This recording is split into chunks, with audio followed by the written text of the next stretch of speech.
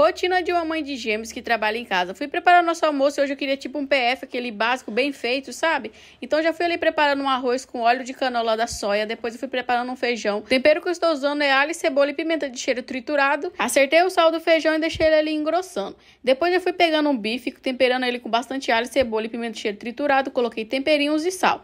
Daí coloquei um fio de óleo de canola da soia na frigideira. Deixei esquentar bastante. Coloquei o bife. Assim ele não solta água. Fica bem suculento. Depois eu fui cortando ali meia cebola e colocando para dar uma dourada com um pouquinho de água. Coloquei o bife de volta e estava pronto. E é claro que não podia faltar aquela batatinha frita raiz e uma saladinha de tomate com pepino temperada com sal e limão. E ficou pronto o nosso almoço. Agora, se você gostou, siga para mais vídeo de receita e de rotina, e toda receita começa com soia.